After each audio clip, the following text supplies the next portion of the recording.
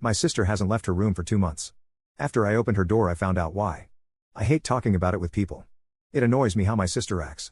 She was the worst sister I could ever ask for. That is, until I opened her door. Throughout both of our childhoods, we were inseparable. We played and hung out together all the time. Things were happy. It all changed when I was 11, when I was diagnosed with leukemia. From what I've heard, Rachel was practically forgotten by my family. My parents constantly visited me in the hospital, staying by my side during the majority of my chemotherapy. Even when they were at home with Rachel, they still only thought and talked about me. Sister's face as she saw me in the hospital bed. The first time she saw me, she looked distraught. It must have been hard seeing your own sibling in a state like this. As more and more visits went on, the expression on her face had changed. Her face looked hard to read, almost like she had something on her mind. I didn't think much of it at the time. Thankfully, I quickly went into remission and have been cancer-free for around 5 years. The whole family was thrilled, including Rachel. Not long after I was released from the hospital, my parents revealed to us that they were having some financial trouble and would both be having to go back to work. I was 11. My sister was 13, so they trusted us to be home alone. I'll never forget Rachel's face when they told us. She looked absolutely crushed. It was from then on that our relationship seemed to change. Rachel became distant and withdrawn.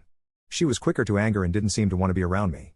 At the time, I figured it was part of her becoming a teenager. While this behavior continued for the next 5 years, it was only around 3 months ago when her behavior began to get stranger. It started after she finished her senior year of high school. One summer break began, she started spending much more time in her room. Her bedroom is on the basement floor of the house, so she always has her privacy. Not long after school ended, I began to notice some odd signs. I remember sitting on the couch watching television. Rachel wasn't home, and my parents were out working. When Rachel came home, she was carrying some sort of container. I couldn't tell what was inside, since it was covered by a white sheet. I asked her what it was, but she told me loud and clear that it was none of my business. She brought the mysterious container down into her bedroom. She then came back upstairs, back outside to her car, and came in with another container, still covered by a white sheet. She continued this a few more times, coming back with more covered containers. At this point I was extremely curious, but I didn't want to upset her by asking again. Once she finished retrieving the containers, she went back to her car and returned with more stuff.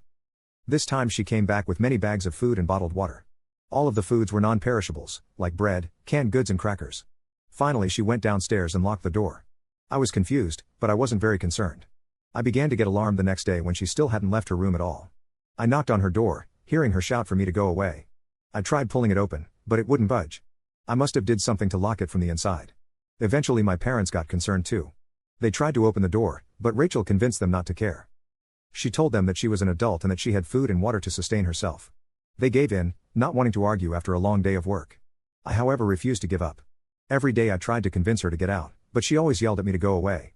Finally, about a month later, I gave up. Another month went by and Rachel still hadn't left her room. None of us tried to get her out since we knew she would just end up yelling at us. During the night, my mind would often wander and think about Rachel. As time went on, my thoughts became more and more paranoid, and I began to get worried. It was around the 2-month mark when I decided enough was enough. I woke up early that morning and couldn't fall back asleep. My parents were working, and it was just me and Rachel at home. I silently crept down the stairs and walked towards the door to Rachel's room. I knocked gently. Silence. I knocked harder, but still got no response. I tried calling her name, but was still met with silence. I continued to knock, eventually banging at the door. Getting really scared, I put my ear to the door and noticed something. I heard a noise that sounded like a muffled buzzing.